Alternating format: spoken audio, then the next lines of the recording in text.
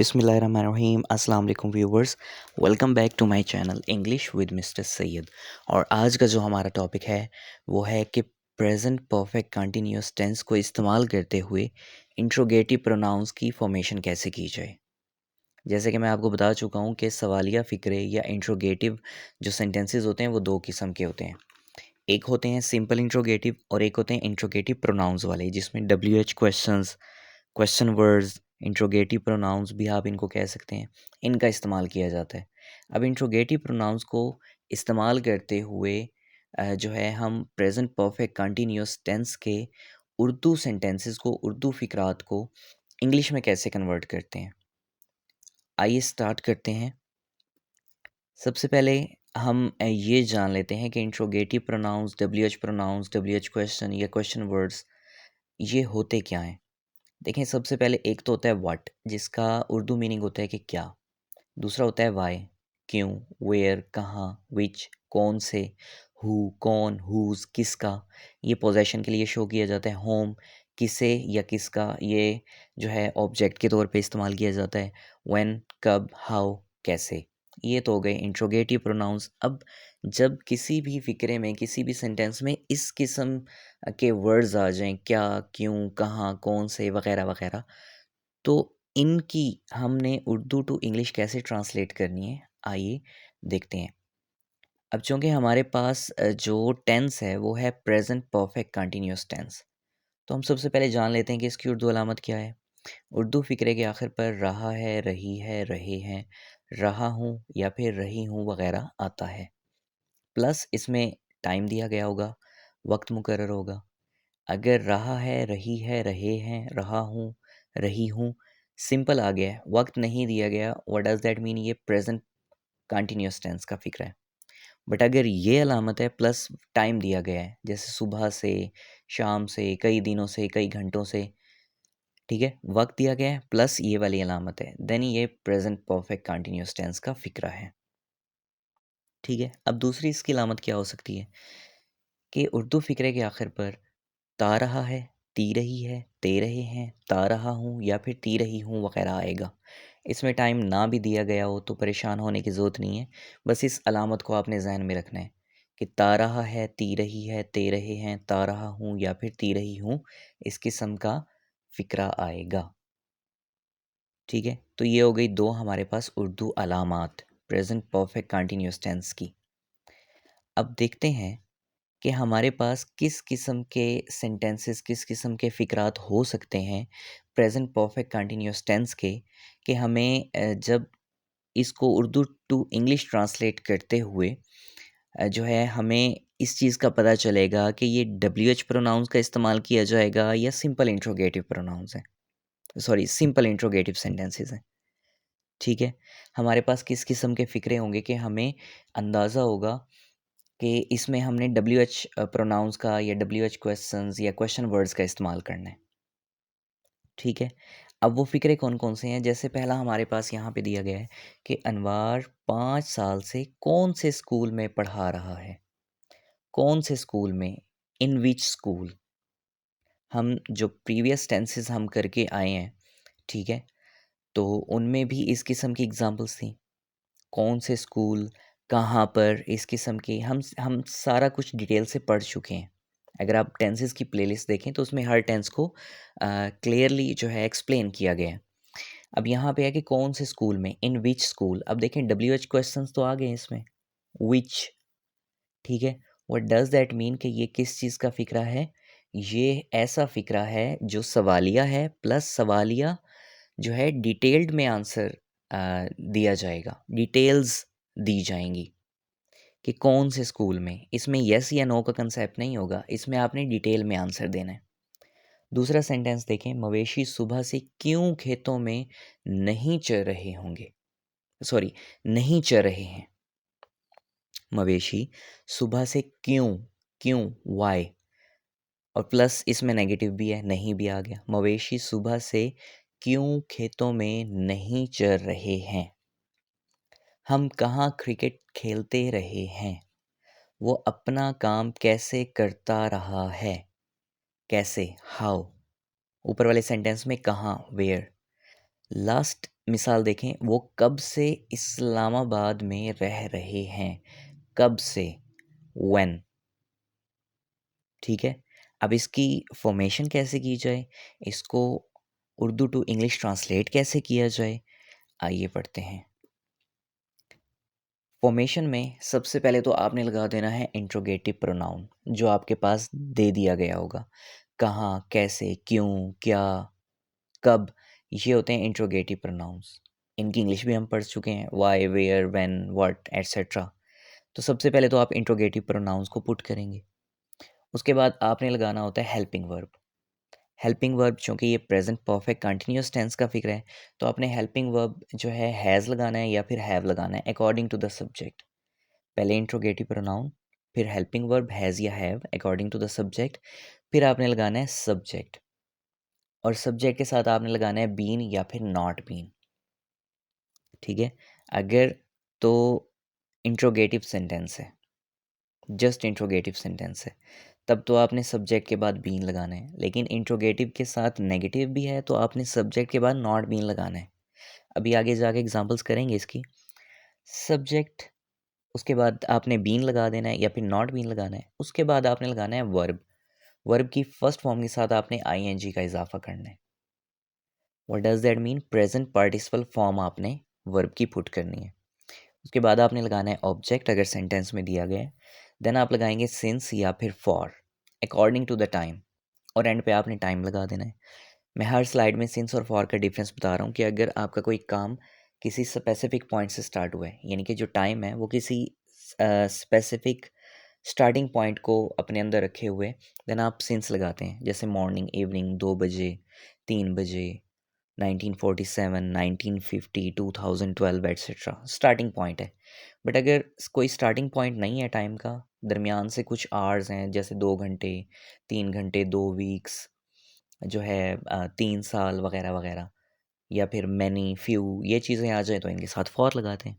Eight the end आप time कर देंगे। ये तो थी formation present perfect continuous tense के। अगर इंट्रोगेटिव प्रोनाउंस को इस्तेमाल करते हुए उर्दू टू इंग्लिश ट्रांसलेट करें तो क्या फॉर्मेशन होती है, ये आपके सामने है।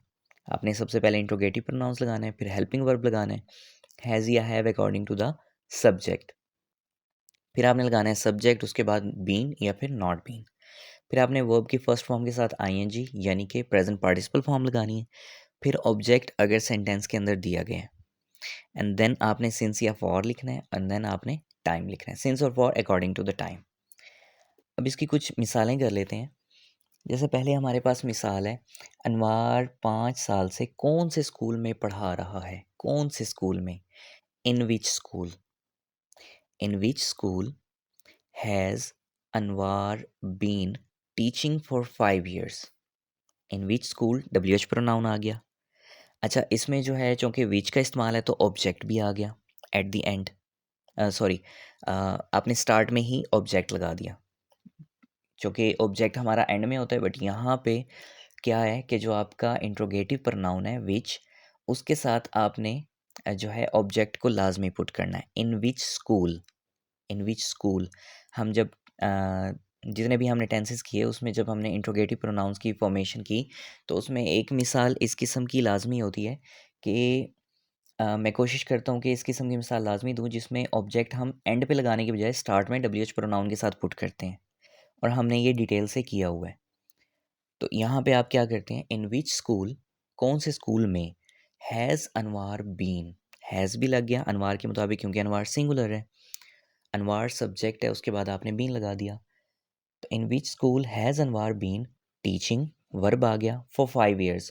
फॉर जो है आपके टाइम के मुताबिक लग गया 5 years क्योंकि क्वांटिटी दी गई है, तो आप फॉर लगाएंगे। In which school has Anwar been teaching for 5 years। मवेशी सुबह से क्यों खेतों में नहीं चर रहे होंगे, अब ये नेगेटिव, सॉरी, नहीं चर रहे हैं, खेतों में नहीं चर रहे हैं। अब ये नेगेटिव भी है और इंट्रोगेटिव भी है। अब क्यों, why, why have the cattle, क्योंकि कैटल जो है वो कलेक्टिव नाउन होता है, दैट इज़ वाई हमने हैव का इस्तेमाल किया है। Why have the cattle, why have the cattle. अब मैंने फॉर्मेशन में क्या बताया था कि अगर नेगेटिव भी हो तो सब्जेक्ट के बाद आपने नॉट बीन लगाना है। अब यहाँ कैटल के बाद आपने क्या लगाना है, not been. Why have the cattle not been grazing in the fields since morning? Why have the cattle not been grazing in the fields since morning? Next है हम क्रिकेट कहाँ खेलते रहे हैं? कहाँ?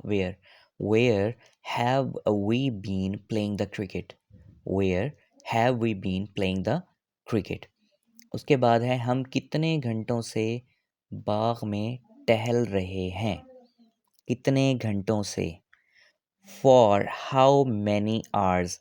अब यहाँ पे देखें कि हमने फॉर्मेशन इसकी कैसे करनी है। आपने स्टार्ट में लगाना है फॉर, क्योंकि आपके पास जो डब्ल्यू एच प्रोनाउन है ना, वो वही है टाइम।